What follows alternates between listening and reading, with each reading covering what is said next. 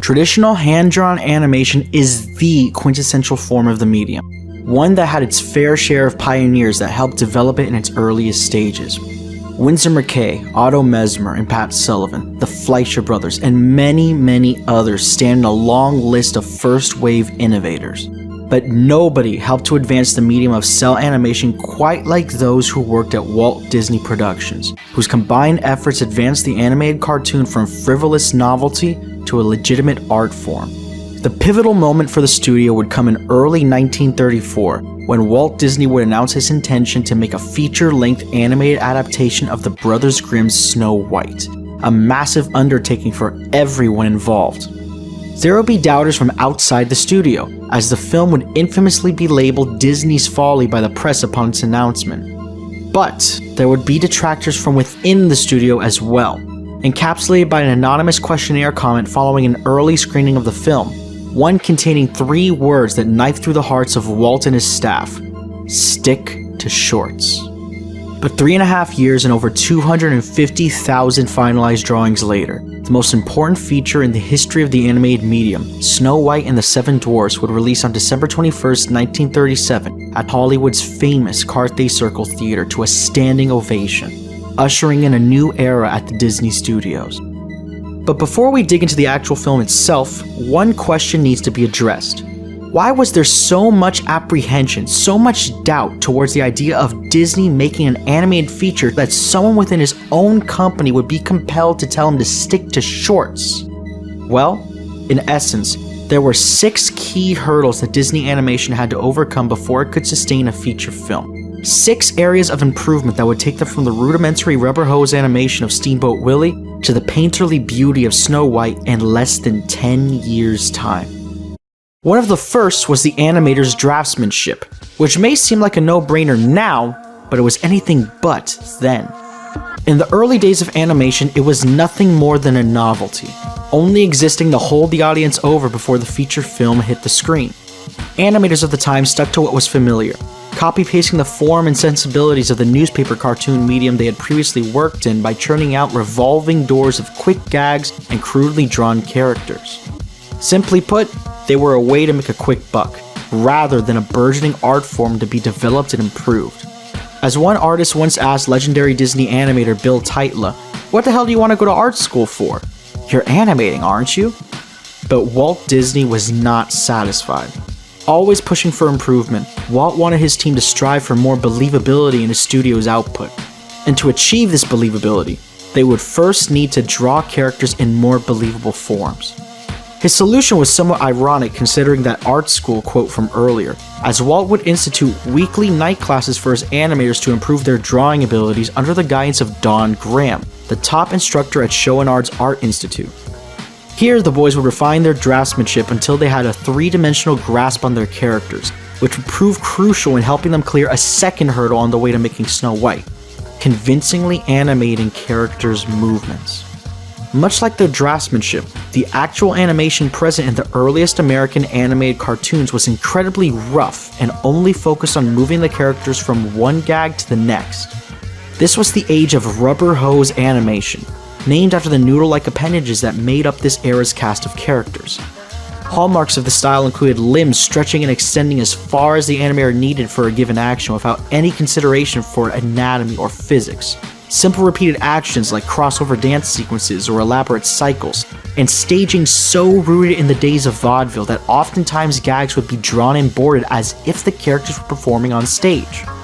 But of course, Walt wanted more in his quest for believability, continually pushing his animators forward and fostering a collaborative atmosphere for his animators, which would prove crucial going forward. Unlike in the past where great artists like Winsor McCay produced mind-blowing animations only for them to fade into obscurity and have the secrets of their techniques forever remain a mystery, Disney and his animators created an infrastructure for collaboration, development, and improvement. Sometimes animators would have a problem and ask their colleagues what had worked for them on similar assignments. Sometimes knowledge would transfer from a senior animator to their assistant as they finished the details in their superior's drawings. Occasionally, even Walt himself would highlight work that he liked and use it as a benchmark for his staff, but perhaps no single process helped improve the quality of Disney animation more than the ability to view and review it at will. Unlike in modern times where you can easily run through and edit your work frame by frame on the computer, back then, you could try rolling your drawings on your pegboard to get a sense of how actions flowed all you wanted, but nothing compared to seeing it in continuous motion on screen. Because of this, Walt allowed his animators to freely shoot pencil tests of their rough animations, as if the movements worked in the roughs, then they would certainly work after the cleanup process was completed. Walt and his animators would view these tests through a film cutter's viewer as the film ran through the projector, and discuss what was and wasn't working with the animation on screen. This initial meeting space under the studio's stairwell was referred to as the sweatbox, and even after they'd expanded to 2 full-scale projection rooms in 1934 for these tests, the name would stick and the associated meetings would quickly bear fruit. Through constant trial and error, action analysis classes and discussions on film study with Don Graham and the studio's top animators, as well as constant collaboration amongst the staff, Disney animation began to improve exponentially. During this period of improvement and discovery, animators began to identify and flesh out certain techniques that were at the heart of this quantum leap forward, eventually crystallizing into Disney's vaunted 12 principles of animation. Squash and stretch, the elasticity and diffusion of volume in a character's mass during movement. Anticipation, the act of signaling the next major action with a minor action. Staging, the need to present actions clearly. Straight ahead action and pose to pose, meaning to either animate one drawing at a time in sequential order, or to map the movements out with a few key poses before adding the in-betweens. Follow through and overlapping action, the fact that when one part of a figure moves, another corresponding part such as the tail, cape, or loose flesh will also move even after the rest of the figure has come to a stop. Slow in and slow out, the rhythm behind naturalistic movements, as things start slow, then ramp up in speed before ending slowly rather than suddenly.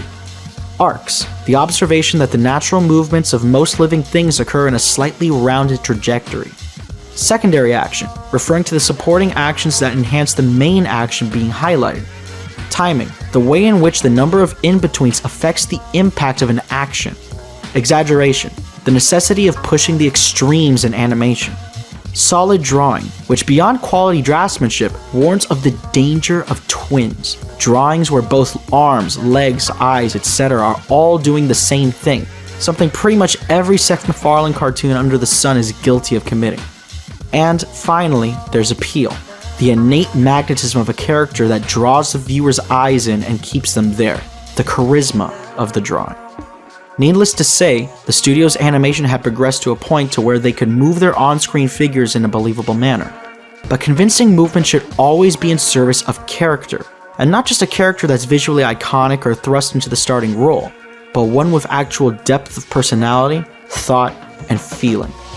This quandary, our third pre-Snow White hurdle, had been tackled beforehand by various early animators, but in a notably primitive manner. Sure, Betty Boop was cute, but you'd be hard-pressed to find much of a personality beyond that. Yes, Popeye often got mad, but he only knew how to square up in a reactive manner. And of course, we saw instances of Felix the Cat or Oswald the Lucky Rabbit pacing back and forth trying to figure out what to do, but nothing about their facial expressions or broader actions clued us into the specifics of what their thought processes were. This would change off the back of one of Disney's most famous characters, but it wasn't Mickey, Donald, or even Goofy, but rather the studio's other favorite dog. Yes, starting with this prototype version of him, Pluto would be the first character to achieve some sort of believability and personality, initially by capturing the inquisitive nature of a dog here in 1930's The Chain Gang, but it would be this flypaper scene in 1934's Playful Pluto that would blow open the floodgates on character animation. Finally, a genuine thinking and feeling character rife with personality was achieved, as Pluto's intentions, plans, reactions, momentary pride, and even eventual overflow of frustration are all perfectly conveyed through his animation. These two scenes, both animated by the wonderfully theatrical Norm Ferguson, pointed the way towards the future of Disney's character animation, due in part to a key factor in Ferguson's approach to these scenes: acting. Ferguson didn't just draw what he thought a dog going through the motions as he struggled with flypaper would look like, he acted as Pluto in his mirror and around his desk, ultimately conveying what that would feel like through his drawings. This scene, more than any prior scene at Disney, revealed that animators are actors, and that their goal should be to capture the essence of their subject and translate its spirit onto the paper so that it can ultimately come to life in sequential motion on screen. And so, be it by acting in the mirror, recording videos of themselves, or filming an actor in the booth, they'd expand upon this burgeoning portrayal of thought, develop a progressively stronger grasp on personality, and slowly begin dipping their toes into portraying pathos through animation. All of this naturally led to the next area of improvement, that being the actual stories themselves, as more sophisticated animation in turn required more sophisticated storytelling. For as much focus and study as had been applied to the mechanics and personality behind the studio's animation, things on the storytelling front had lagged by comparison. Many of the Silly Symphony shorts simply existed to provide a technical challenge for the animators, such as choreographed dance sequences or the implementation of Technicolor, and the Mickey Mouse shorts of the era were still predominantly focused on gags at the end of the day. To address this, Walt would formally appoint 3 of his top animators as storymen, and eventually full-on directors to improve the quality of the studio's stories, namely Wilfred Jackson, a man with an eye for detail, Ben Sharpstein, the patient instructor, and Dave Hand, whose organizational prowess would eventually land him the directorial role on Snow White. As time passed, great strides were made and a knock-on effect began. We started getting more shorts from both Mickey's gang and the cast of the Silly Symphonies with a greater emphasis on storytelling, drama, and pathos. Teams such as the layout department suddenly found themselves thrust into a more crucial role, with the more character-centric stories demanding a greater level of detail in the backgrounds to communicate who these characters were. And the voice acting talent required for these pictures suddenly shifted from cartoonish exaggeration to more naturalistic performances in the booth. As opposed to the old days when animation itself was enough to satiate an audience, Walt himself would change and come to realize that although good animators can make a good story a knockout, there is not much that the best animators can do with bad stories. However, there were still 2 huge hurdles that stood in the way of completing Snow White, the most apparent of which stemmed from the title character herself: convincingly animating humans. Now, it's not like they hadn't animated any human characters before, as there had been a handful of Silly Symphonies that had them front and center, but these were strictly cartoon men and women who looked and moved as such. If Disney's team was going to succeed on Snow White, they'd have to push for a more believable animated human figure. As a result, 3 proto-Snow Whites would be animated in just 1 year, as the animators tried to nail down this elusive technique. The first would be the titular goddess of spring, whose striking visage would be starkly contrasted by her uncannily flowing limbs. Then there was the Cookie Carnival's Cookie Girl, who had much in common with Betty Boop in her overacting and cutesy facial features. And lastly, there was the little girl doll in Broken Toys, who came off far too juvenile in her gestures.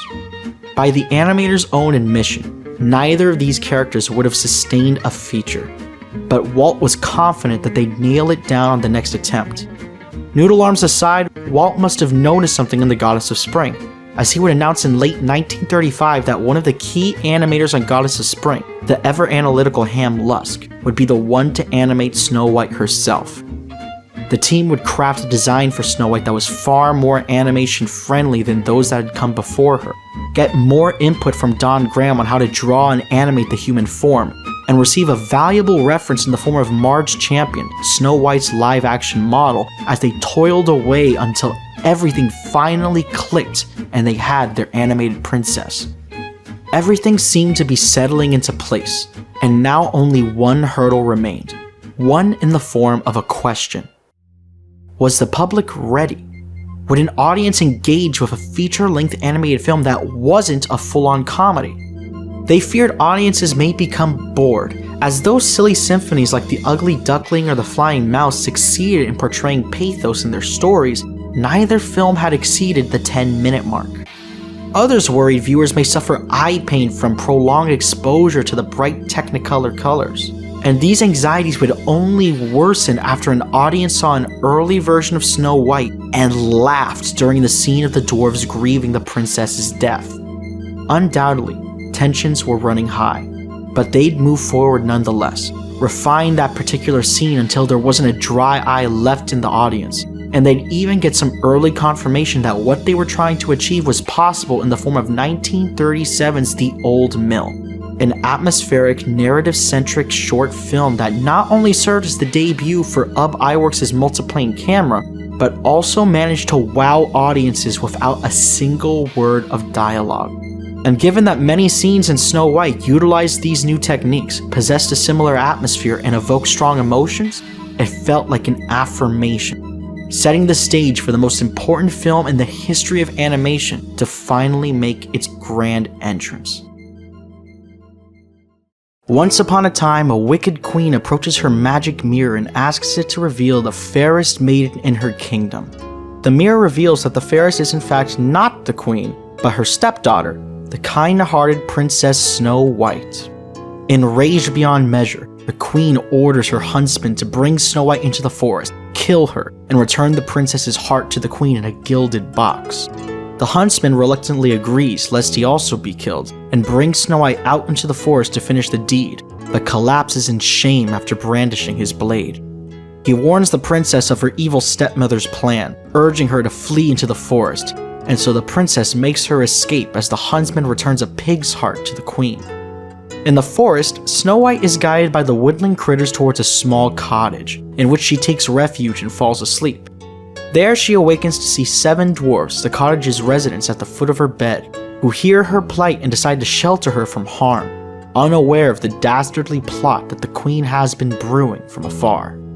So yeah, a very simple story despite the lengthy plot summary, as those roughly 200 words comprise about 60% of the actual film.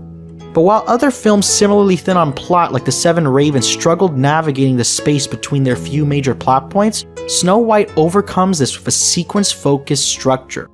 Once Snow White makes her escape into the forest, the film starts oscillating between musical numbers, character-based gag sequences, and even scenes that incorporate a bit of both. Snow White doesn't just follow the animals into the dwarves' cottage and give the place some tidying up. No, we also get a couple gags with a droopy-eyed tortoise, some cute visuals of the animals mimicking and reacting to Snow White's actions, and a chipper song and Whistle While You Work to set the stage for more entertaining visuals of the animals putting in work. It's scenes like these where it's clear that this was Disney's first attempt at a feature film.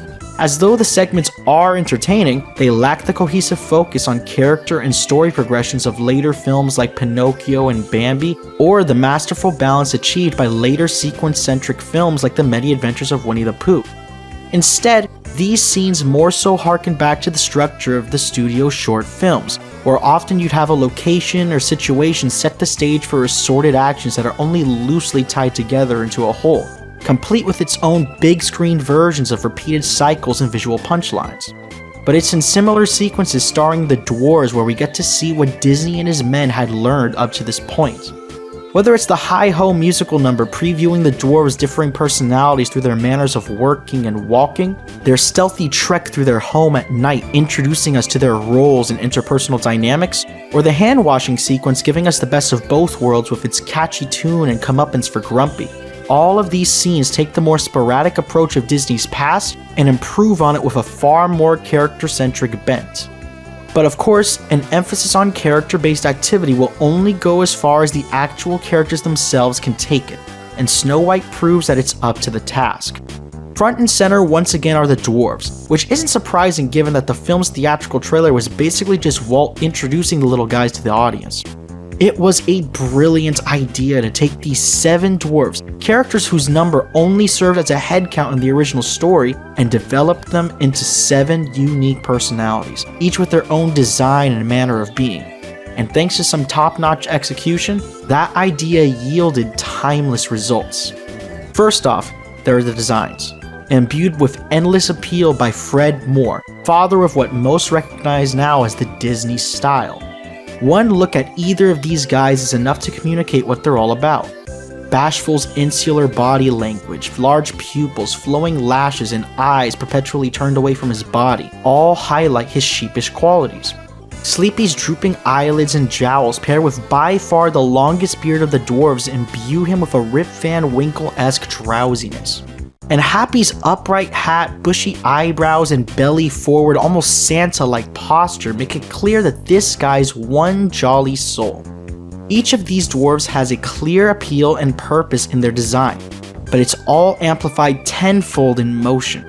Happy's bowl full of jelly now jiggles in tandem with his bubbly laugh. Sneezy's trademark sneeze has gone from a series of expressive but inanimate poses to a jittery dance preceding a hay fever-induced tempest. And Bashful's helplessly tying himself up in knots at the mere sight of Snow White. All across the board, the animation serves to enhance the dwarves' already strong personalities, and nowhere is this more evident than in the group's three most prominent members, Doc, Grumpy, and Dopey. Doc, the de facto leader of the group, is equal parts pompous and flappable. He'll have moments of strength where he makes himself larger, furrows his brow, and directs the dwarves with his hands like a conductor, only to trip over his own speech and crumble from Grumpy's constant objections, as his posture shrinks and his hands form a barrier between him and Grumpy. And speaking of Grumpy, I can comfortably say that he's the best part of this whole movie. Pinto Colvig, the famed voice of Goofy, Pluto, and Bluto, injects an old, worn, almost goat-like quality into Grumpy's voice, as he rants and scoffs at everything and everyone around him. Supervising animator and primary animator on Grumpy, Bill Teitla imbues his trademark intensity into Grumpy's sweeping gestures, sour scowls, and aggressive retorts, which only makes his softening up towards the end of the film hit even harder. And then there's Dopey, by far the most popular dwarf, especially amongst kids, which makes sense given how he's portrayed. The veritable runt of the litter, Dopey sports a juvenile design complete with massive eyes and ears, a clean-shaven face, little squiggles of baby hair on top, and a robe that's one size too big, almost like a hand-me-down that I'll have to grow into. His antics are just as well measured in achieving this effect, avoiding the typical comic relief pratfalls by imbuing his goofy escapades with the wide-eyed curiosity and enthusiasm of a toddler or puppy, helping him remain one of the most beloved Disney characters for nearly 90 years now. But on the other end of the love-hate spectrum, there's the evil queen, whose serpent-like eyes form icy glares that pierce right through the screen.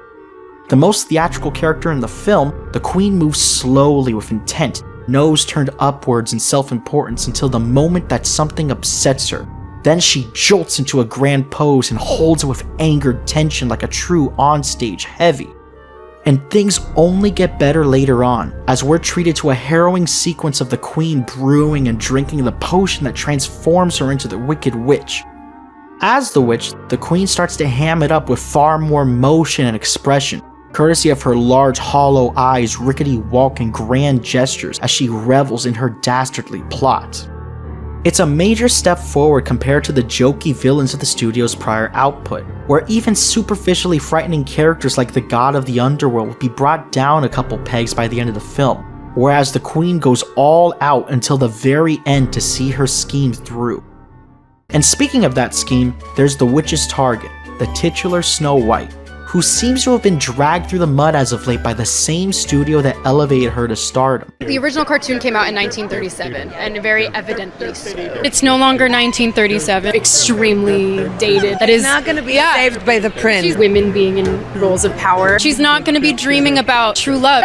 Weird. Some people rag on the princess for everything that she is and isn't, characterizing her as a subservient housemaid who lacks agency and gets saved by a random man instead of liberating herself. Weird. Which I can understand if they're looking at things from a superficial Cliff Notes perspective, but respectfully, I think they miss the point. Firstly, as for what these people want Snow White to be, they've got to consider the type of story being told. This isn't some large-scale plot involving conflict and insurrection like Snow White and the Huntsman, nor a fairy tale involving a girl's isolation within or desire to be free from her home like The Little Mermaid or Beauty and the Beast. This is a classically styled fairy tale that runs on emotion rather than motive. We don't question why the queen has such a stranglehold on the kingdom and is able to work Snow White ragged without repercussions. Nor how the dwarves know about the queen's witchcraft despite their distance from the kingdom. We just accept it as fact and roll with what feels right in the context of the story. If Snow White were portrayed as someone more similar to Belle, a girl typified by her intellect and competence, then we would have to start asking some major questions about why this girl would have such a lapse in judgment as to be let alone by the huntsman out in the middle of nowhere, or to eat the poison apple from a suspicious old hag, thus turning theatrical and tragic scenes into cinema sins tallies, just like what ended up happening in Disney's live-action remake. Making something more complicated doesn't automatically make it better. I could theoretically create a version of Nick Drake's Pink Moon with a 12-piece ensemble, and it wouldn't hold a candle to what was originally achieved with just a man and his guitar, because that's what those songs were written for. Sometimes less is more, and I think that's the case with this version of Snow White. Snow White is the personification of innocence and benevolence, always assuming the best in others and bettering the lives of everyone she meets with selfless acts of kindness. She cleans the dwarves' cottage and feeds them without any guarantee of them taking her in. And in fact, she even assumes that they may be orphan children due to their small beds, which only strengthens her convictions. She prays for God to bless the dwarves at her bedside, particularly Grumpy, who to this point in the film had only shown her contempt. And despite the witch's outward appearance, Snow White gives her the benefit of the doubt, takes pity on her, and brings her into her home. Every one of these actions stands in stark contrast to the queen, whose vain cruelty allows her to sacrifice the innocent for her own interests, regardless of how small or petty they may be. In this way, Snow White becomes the revolutionary figure that these other adaptations seem to want her to be, just not as a leader, but as an idealistic rallying point for others. Although we don't see much of it directly, it's clear that the queen has some sort of tyrannical stranglehold on the kingdom.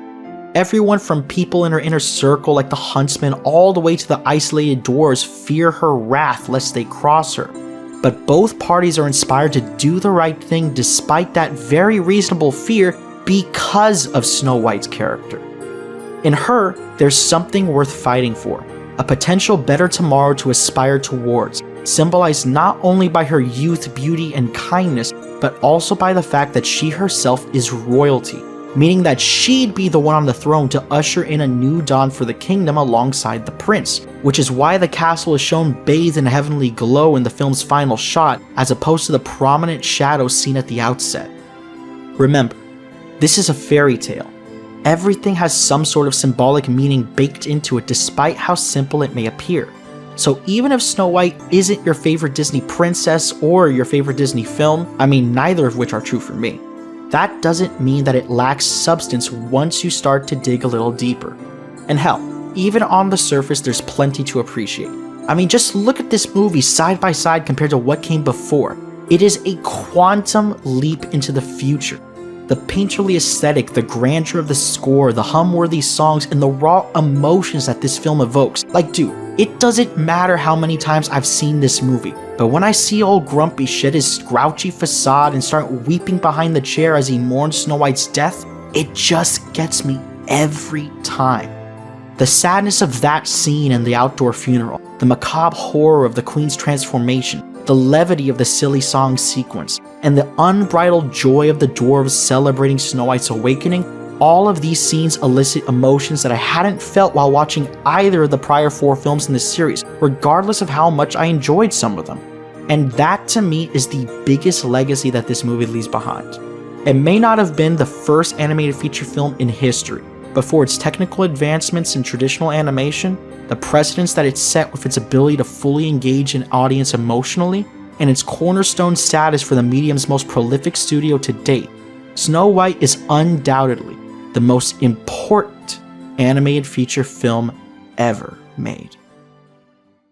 And with that, we've reached the end of our review for Snow White and the Seven Dwarfs. Definitely the longest episode of In-Betweens thus far, but given the film's place in history, I'd say it's warranted. Moving on to my rankings, Snow White is the last of our 3 animated films to come out in 1937, and it'll be taking home the crown for that year's competition. As for our multi-decade rankings, Snow White finds itself at the top of that list as well. In the next video, we'll cap off the decade with our last film of the 1930s, which coincidentally also comes courtesy of a legendary American animation studio, so be sure to stay tuned for that. But until then, thanks for watching.